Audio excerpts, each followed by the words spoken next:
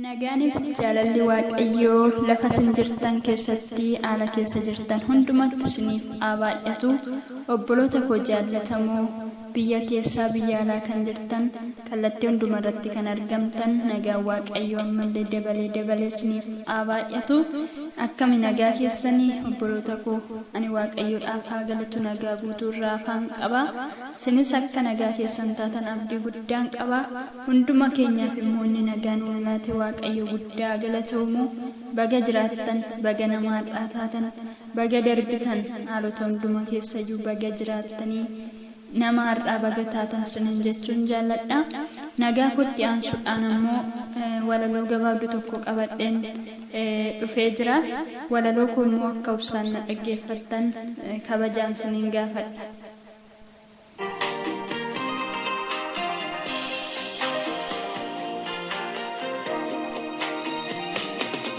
Utedumaaf miti kanan si weedhisu, ufedumaaf miti kanan si leellisu, wajjin harka keetti ilaaleetani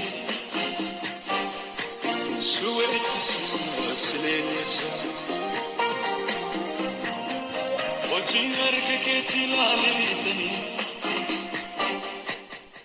Mata dureen walaloo kootii waaqayyo guddaadha jedha.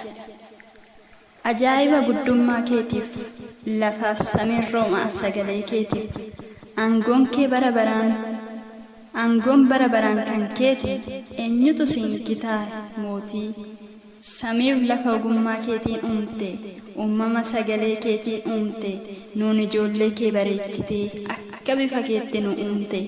Safuudha hojii keef yaada kee namni qoree bira hin ga'u, garaa kees omtinuu arguu hin danda'u.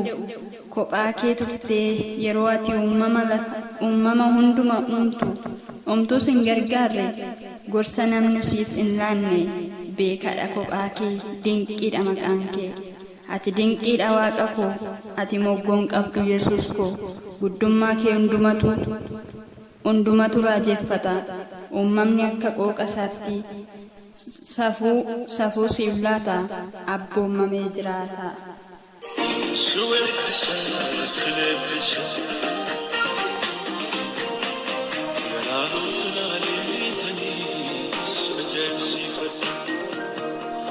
لقوت ملاليتني سجل سيفن لنسوت لاليتني سجل سيفن كالتاون لال. Uumamni siif abboomamee jiraata, gosuma gosaan ulfina siif laata. Uumama biyya lafaatii jalqabee kan iddoo gadhiise hin jiru. Biiftuun urjoonni yeroo isaanii eeganii ifa kennu siif dhaga'anii in abboomamu.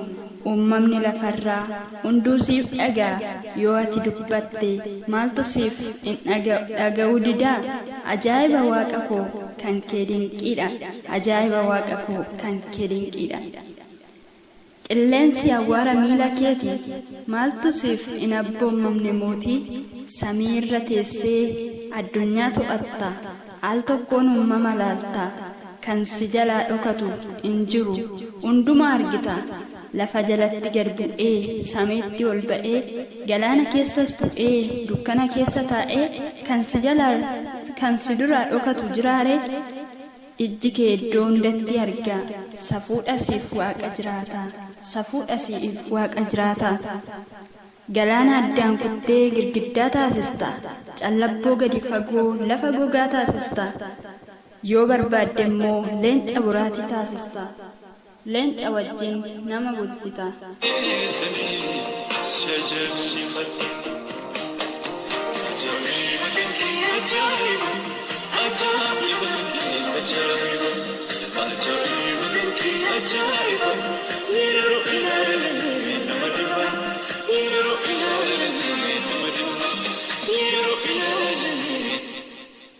Dinqii hojjettee jiraataa ta'uu kee biyya beeksista.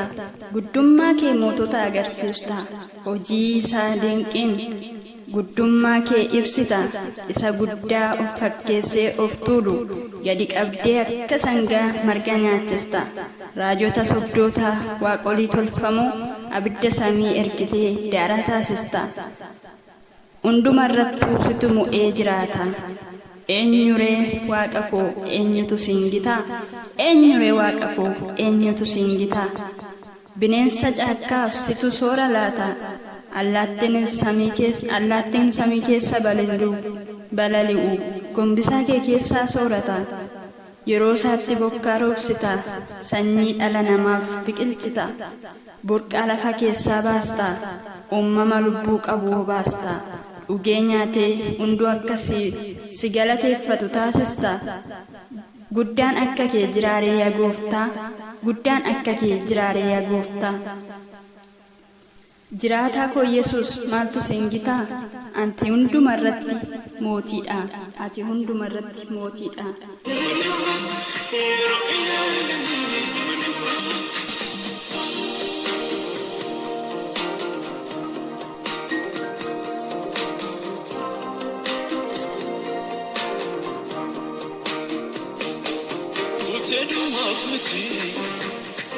Kanan si weeddisu fedhumaaf miti kanan si leellisu hojiin harka keetii ilaaleetanii si weeddisu si leellisa hojiin harka keetii ilaaleetanii si weeddisu si leellisa